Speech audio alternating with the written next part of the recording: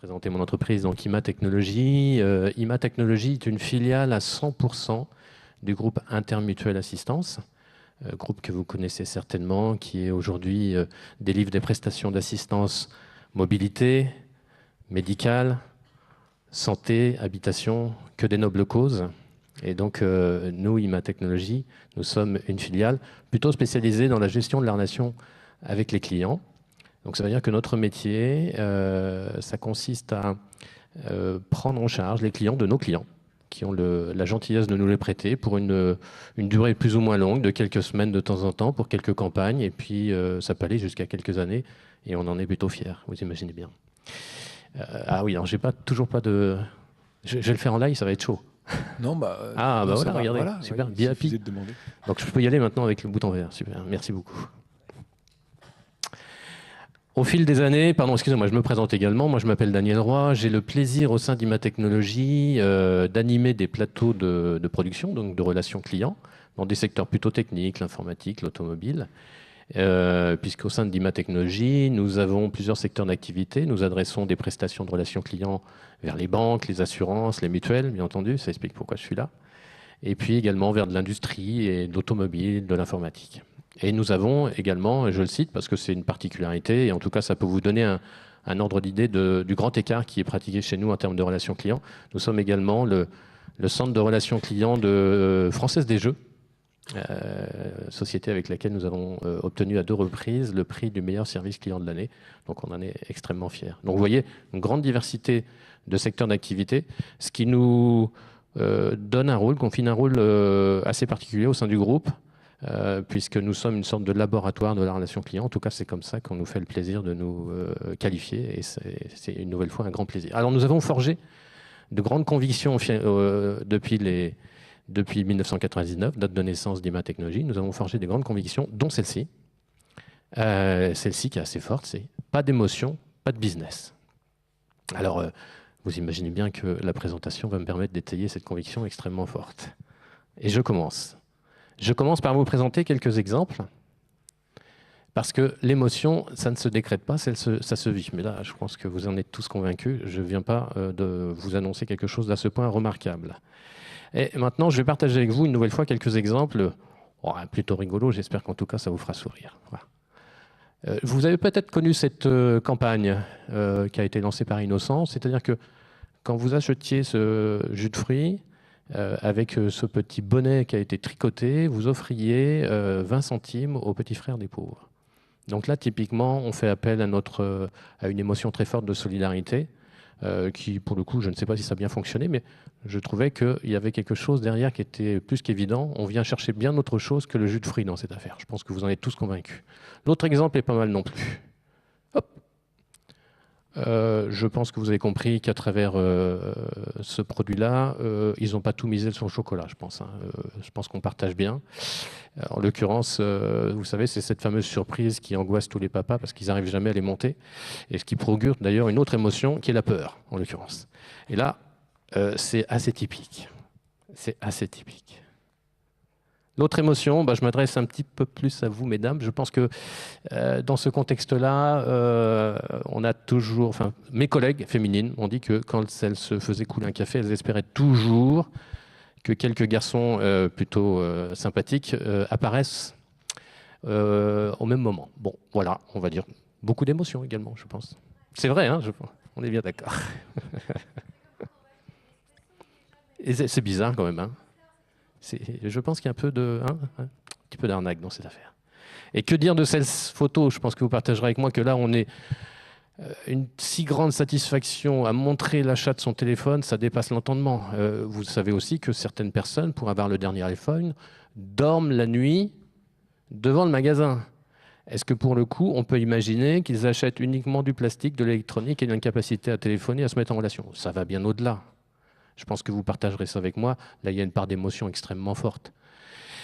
Tout ça, ce sont des exemples qui vous montrent bien que nous ne sommes pas les seuls à avoir cette forte conviction et que je l'ai entendu tout à l'heure, monsieur Daniel Anthony de Telem qui disait que l'émotion à travers les adhérents, je ne veux pas déformer ses propos, mais j'ai bien entendu qu'il y avait quand même cet enjeu-là dans les années qui viennent, l'émotion à l'attention des adhérents.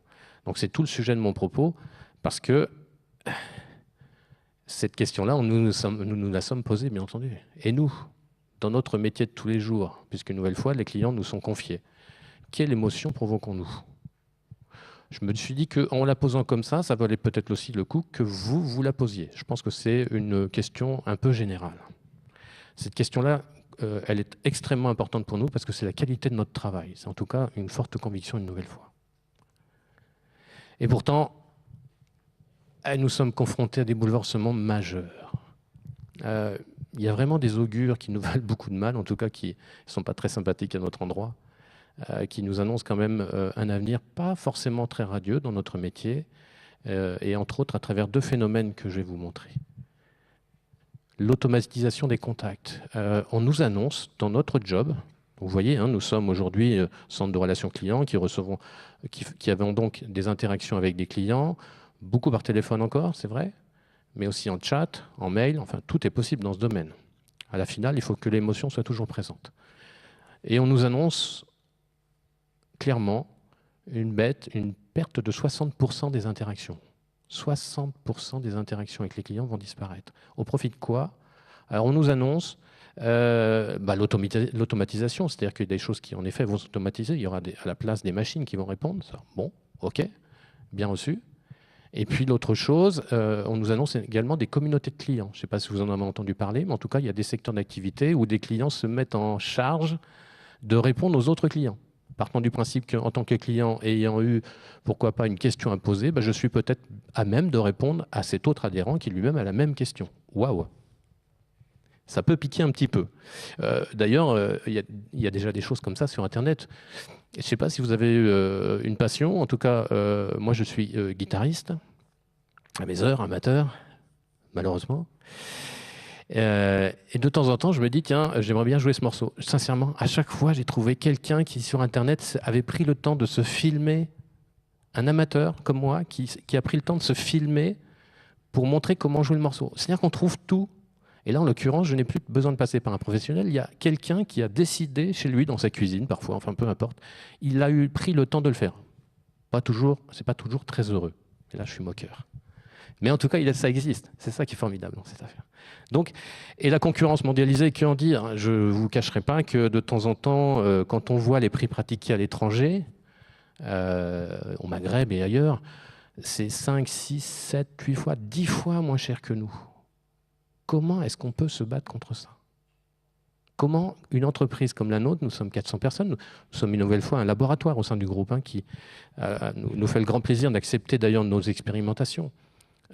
Comment faire pour résister à tout ça? Avions-nous le luxe de nous passer d'une seule compétence de notre entreprise, d'un seul cerveau, au service de notre avenir? Non, nous n'avions pas ce luxe-là, et nous ne l'avons toujours pas. Aujourd'hui, nous ne l'avons toujours pas. Donc on s'est dit, voilà le miracle, voilà ce qu'on va faire. C'est la réponse à tout. Ça, c'est notre ambition ultime, c'est avec ça qu'on va s'en tirer. Ok, j'ai terminé, au revoir. Et là, ça commence, c'est là que les ennuis commencent, parce que comment on fait ça? Comment on fait une relation client comme on l'aime? Comment est-ce qu'on décrète l'émotion? Comment je vais voir, moi, mes collègues que j'ai le plaisir d'animer, comment je leur dis, à partir de maintenant, mon ami, tu vas générer de l'émotion. Eh bien, si l'un d'entre vous a cette recette, je l'apprends immédiatement et on va devenir milliardaire. Parce que nous ne savions pas comment faire. Et pourtant, on savait très bien, imaginez l'angoisse. On sait la recette, on sait ce qu'il faut faire, on sait qu'il va falloir arriver à ça parce qu'autrement on va mourir, et nous ne savons pas comment le mettre en œuvre. Donc il a fallu beaucoup réfléchir, nous nous sommes beaucoup inspirés, nous avons entendu parler d'histoires assez incroyables, dont une dans votre domaine d'activité, je ne sais pas si vous la connaissez, mais il y a une assurance aux États-Unis, une assurance santé, qui a rétabli le contrat d'un de ses adhérents quelques mois après sa résiliation. Cette cliente-là, cette assurée était extrêmement fidèle, avait résilié son contrat en difficulté financière. Quelques mois plus tard, elle a un cancer. La personne qui gérait son compte, qui a reçu son appel, a eu l'initiative, s'est senti le pouvoir de prendre l'initiative de rétablir son contrat, alors que le contrat était résilié, pour quelqu'un qui allait coûter extrêmement cher. On est aux États-Unis, je pense que vous voyez ce que je veux dire en termes de coût de la santé. Le buzz a été tellement énorme, la personne a été tellement touchée par cette initiative qu'elle en a énormément parlé. Le buzz a été suffisamment énorme pour que cette personne, cet adhérent, soit invité chez Oprah Winfrey. Ça fait un buzz énorme, c'est passé devant des dizaines de millions d'Américains. Avouez que ça valait quand même le coup. C'est quand même quelque chose d'incroyable. Maintenant, posez-vous la question, quelqu'un fait ça chez vous?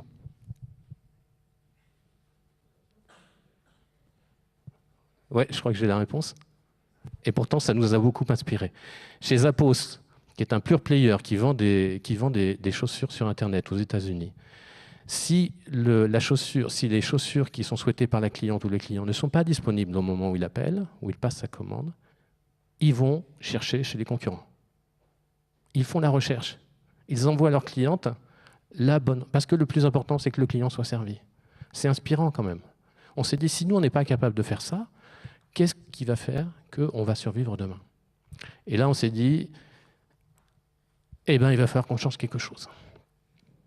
Donc, on s'est lancé dans une démarche qui nous a permis de se dire, peut-être que la seule façon de générer de l'enthousiasme et de l'émotion de la part de nos collègues, c'est peut-être de leur demander comment eux-mêmes aimeraient être traités. Comment imaginer que quelqu'un traite bien un autre être humain si lui-même ne se sent pas bien traité? Comment on peut l'imaginer?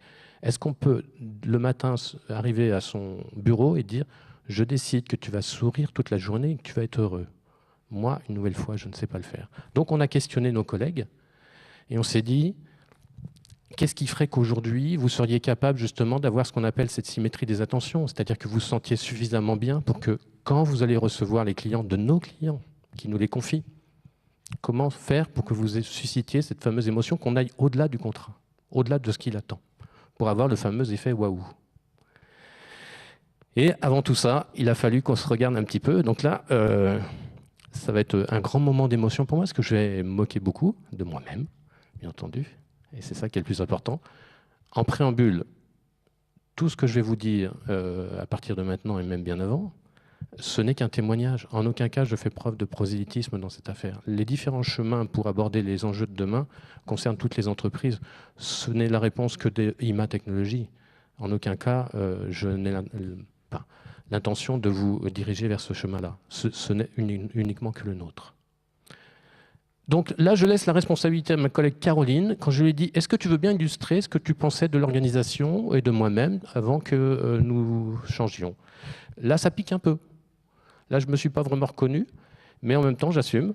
Donc, en gros, elle considérait qu'on avait un management extrêmement classique qui, pour le coup, en termes d'illustration, fait un peu mal. Je ne vous cache pas que ça pique un peu mes yeux. Mais bon, en tout cas, c'est ce qu'elle souhaitait souligner. Un management classique, moi, je suis issu d'un environnement familial où le chef prenait toutes les décisions. J'ai toujours été élevé comme ça. À un moment donné, je me suis dit, il va peut-être falloir changer parce que, au-delà même du participatif et du collaboratif, si je veux que mes collègues se sentent bien dans mon entreprise, il faut que je les traite pour ce qu'ils sont, c'est-à-dire des adultes. C'est la première pierre à ce que j'évoquais avec vous en termes de symétrie d'attention. Nos collègues ne sont pas des arnaqueurs, ne sont pas des voleurs. Si on n'embauche que des arnaqueurs et des voleurs, il faut qu'on aille voir la RH, on a un petit problème. C'est qu'ils se trompent beaucoup, ce qui n'est pas le cas aujourd'hui, bien entendu. Organisation classique, comme je vous le disais, pas beaucoup de subsidiarité, c'est-à-dire que les process étaient décidés par des chefs qui souvent, et j'en faisais partie, ne font pas le job. Moi, je ne prends pas les appels de mes collègues. Et par contre, je participais activement à la décision sur les process, qui n'était pas forcément très intelligent, parce qu'une nouvelle fois, je ne fais pas le job. Et quelles conséquences? Alors ça, c'est une enquête que je voulais partager avec vous, parce que c'est une enquête qui est beaucoup plus large, qui concerne quand même toute la France. 9% des salariés se sentent engagés. 65% des salariés se sentent désengagés. Et ceux-là sont extrêmement dangereux. C'est 26, on ne voit pas. 26 des salariés se sentent activement désengagés. Alors pourquoi l'illustration des renards et des poules? C'est qu'en général, les renards mangent les poules. Ce qui, pour le coup, n'est pas très agréable pour l'entreprise. Et malheureusement, une nouvelle fois, c'est une source Gallup de 2013 qui prouve qu'en effet, on arrive à une situation de ce type-là à partir du moment où on ne considère pas que nos collègues sont des adultes, qu'ils sont là pour travailler, qu'ils veulent respecter leur contrat, qu'ils ont en effet un cerveau bien fait et qu'ils peuvent comprendre beaucoup de choses, et entre autres les difficultés financières d'une entreprise. Une nouvelle fois, nous avons été clairs sur ce qui nous attendait dans les années qui viennent, pour que justement chacun comprenne que les efforts vont être à partager et qu'on a besoin de tous les cerveaux. Donc ça a été assez édifiant pour nous en termes de besoin d'évolution.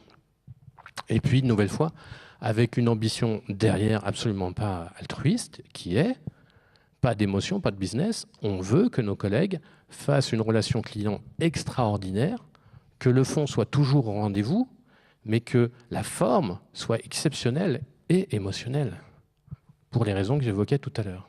Pas d'émotion, pas de business. Donc on a osé se remettre en question, on a osé se regarder. Et une des premières choses, je le dis parce que je trouve que c'est bien représentatif, c'est un peu comme si vous preniez un tamis un tamis du bon sens, on l'appelle le bon sens, un filtre. Vous prenez votre entreprise et vous le passez dans le filtre. Et à la finale, ce qui ne passe pas, vous le jetez. C'est qu'il y a un problème, c'est que ce n'est pas vendable, c'est que si vous faites un process, si vous faites une organisation que vous ne pouvez pas expliquer et que vous ne pouvez pas vendre à vos collègues, c'est notre réponse à nous, hein, une nouvelle fois. Nous ne nous sentions pas à l'aise. Et pour le coup, nous ne répondions pas aux besoins de nos collègues qui étaient, une nouvelle fois, je suis un adulte, je peux comprendre, donc explique-moi, si je comprends, tu vas voir, je vais te faire du super boulot. Ok, bon. Ça a été la première constatation. Et la deuxième, c'est de se dire que tout le monde attend qu'on lui fasse confiance. Ça, c'est déterminant. Ça a été déterminant pour nous. Tout le monde.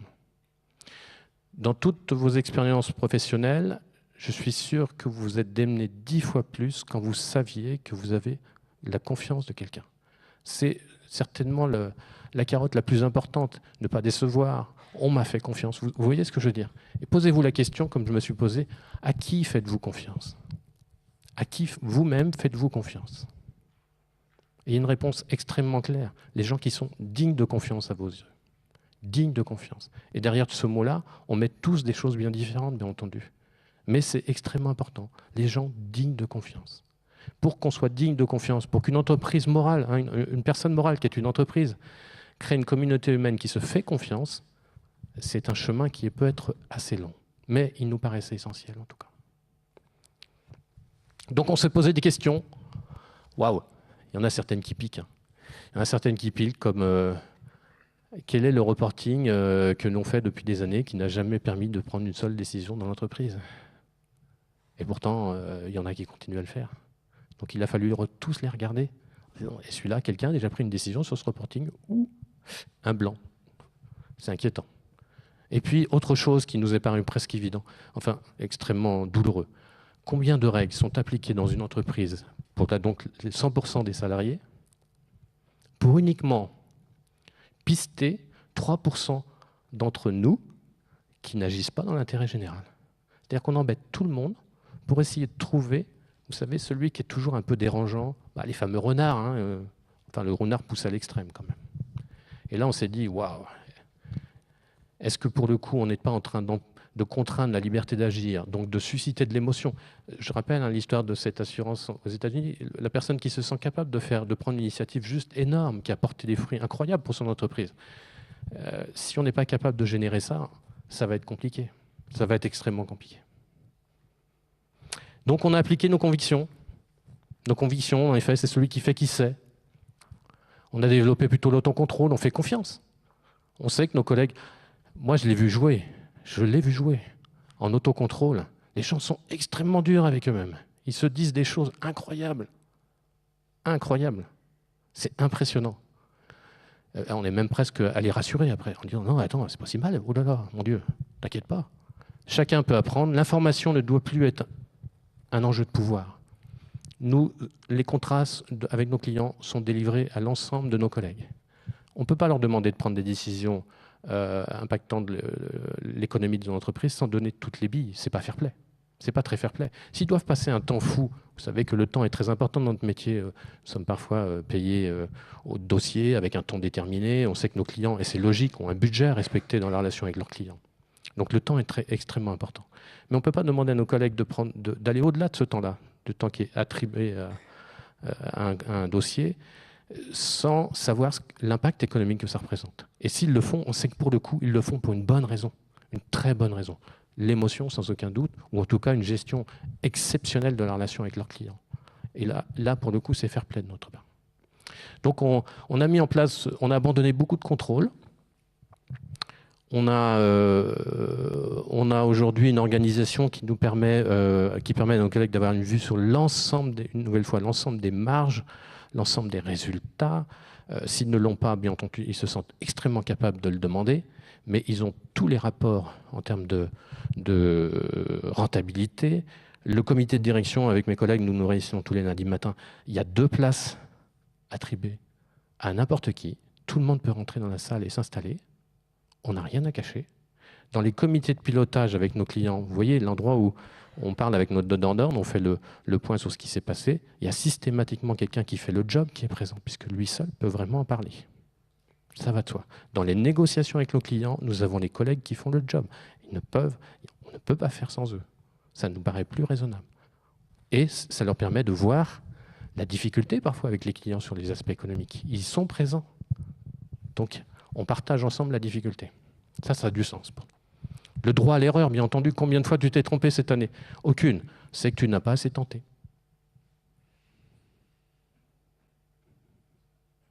Est-ce que tu pourrais tenter un peu plus l'année prochaine, s'il te plaît? Et en effet, tu vas mettre un genou à terre. Et en effet, tu vas te planter. Il n'y a que ceux qui ne font rien, qui ne se trompent pas. Ça nous paraît essentiel. Essentiel. Mais, une nouvelle fois, ça a été notre réponse. Donc nous arrivons aujourd'hui à un système de contrôle extrêmement allégé, qui a aussi allégé notre structure, bien entendu, conséquence extrêmement heureuse. Les notes de frais chez nous ne sont plus signées. Une nouvelle fois, on se fait confiance. Les déplacements, nous n'avons plus de plafond pour les déplacements, les hôtels, etc. Vous savez, les plafonds, ça sert à quoi? Vous savez à quoi ça sert, pardon? À être atteint. Oui, oui. Mettez des plafonds, vous avez juste envie de les toucher. Arrêtez de faire des plafonds, ça marche bien aussi. Depuis qu'on a mis ça en place, c'est-à-dire qu'on a déplafonné, on n'a absolument plus mis aucune référence. Pourquoi? Parce que nos collègues, la valeur de l'argent, ils la maîtrisent. Ils ont des budgets à tenir, ils ont acheté des maisons de plusieurs centaines de milliers d'euros, et tous les mois, pour certains, malheureusement, ça reste difficile. Ils savent ce que vaut aujourd'hui l'argent. Une chambre d'hôtel, ils savent très bien à quel niveau ça doit se situer. Et donc aujourd'hui, nos coûts de déplacement ont vraiment baissé. Vraiment baissé. Les résultats, nous avons une entreprise plus souple, on a entendu plus agile tout à l'heure, on en a beaucoup parlé, on a retrouvé des marges, on distribue de l'intéressement et on a des très très bons résultats sociaux. Mais surtout, et vous vous en souvenez, c'était l'origine de notre affaire. Aujourd'hui, on voit des initiatives en termes de relations clients. J'en ai une qui date d'une semaine, je vous la communique. Sur le plateau automobile, on a des techniciens auto qui donc sont là pour aider les réparateurs en France à trouver la bonne panne. Un vendredi soir, un collègue s'en va, il était au téléphone jusqu'à 19h, et le dossier, la voiture n'est pas réparée. Sauf que ce technicien-là, chez nous, le lendemain, le week-end, il est ensuite en week-end. Il y en a certains qui bossent le samedi, lui, il ne travaillait pas. Quel ne fut pas le plaisir, et je l'ai appris par hasard par le client, quel ne fut pas le plaisir du client d'avoir un coup de fil de ce fameux collègue, un samedi matin, qui a appelé de chez lui, en disant, ben voilà, on continue maintenant. On n'a pas trouvé hier, je poursuis. L'autre dit, mais... T'es pas en congé, t'es pas en week-end? Si, mais attends, je sais très bien que tu dois rendre la voiture ce soir, je vais te donner un coup de main. Je ne l'ai pas appris par mon collègue, je l'ai appris par hasard par le client qui m'a dit ça. Ça l'a scotché. Là, il y a eu l'effet waouh quand je vous parlais. Là, il y a eu un effet waouh énorme. Cette implication-là, si on veut que ça se généralise, il faut absolument que cette personne-là en question, je le connais suffisamment, je le fréquente tous les jours, il se sent bien traité. Il se sent bien traité. Ça, je peux vous le certifier. Il se sent bien traité. Et puis autre chose, est-ce que tout comme moi, ou en tout cas, est-ce que quelqu'un dans cette assemblée a dans son contrat de travail une obligation d'innover? Je veux bien, si vous en avez un, j'en ai pas rencontré encore. Donc tout comme moi, vous n'avez pas dans votre contrat de travail d'obligation d'innover.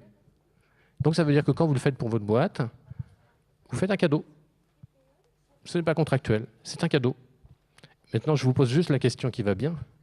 À qui faites-vous des cadeaux dans la vie? À qui faites-vous des cadeaux? Répondez vous-même à cette question, vous aurez compris ce que je veux dire. Résultat, les cadeaux que nous font nos collègues, c'est aujourd'hui 15% de notre chiffre d'affaires. Depuis 4 ans. Des cadeaux. Ce n'est pas prévu au contrat. Donc j'espère que je vous ai convaincu, et je pense que vous l'étiez tout comme moi, que pas d'émotion, pas de business. Donc vivement la prochaine émotion. Merci.